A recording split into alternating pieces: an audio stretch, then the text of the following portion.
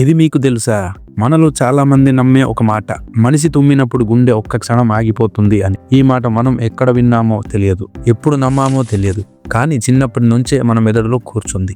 అసలు నిజంగా తుమ్ముడు వల్ల గుండె ఆగిపోతుందా? సింపుల్ గా చెప్పాలంటే లేదు, గుండె ఆగదు. తుమ్మినప్పుడు ఏమవుతుంది అంటే శ్వాస ఒక్క క్షణం బలంగా బయటకు వస్తుంది, ఛాతీలో ఒత్తిడి మారుతుంది, గుండె రిథంలో చాలా చిన్న మార్పు వస్తుంది. ఈ మార్పు చాలా సెకండ్లలో కాదు, క్షణంలోనే మళ్ళీ నార్మల్ అయిపోతుంది.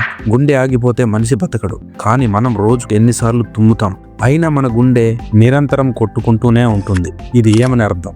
మన శరీరం మన ఊహ కన్నా చాలా స్ట్రాంగ్ అని. అయితే మరి తుమ్మితే గుండె ఆగిపోతుంది అనే నమ్మకం ఎక్కడి నుంచి వచ్చింది? తుమ్మినప్పుడు మన గుండె కొట్టే ఫీలింగ్ కొంచెం వేరుగా అనిపిస్తుంది. ఆ చిన్న ఫీలింగ్నే మనిషి ఆగిపోతుంది అని అనుకున్నాడు, అంతే. అది నిజం కాదు, అది కేవలం మన ఊహ. కాబట్టి తుమ్ముడు వచ్చినప్పుడు భయపడవలసిన అవసరం లేదు. తుమ్ముడు గుండెను ఆపదు, గుండె ఆగిపోదు. ఇది ఒక ఫ్యాక్ట్.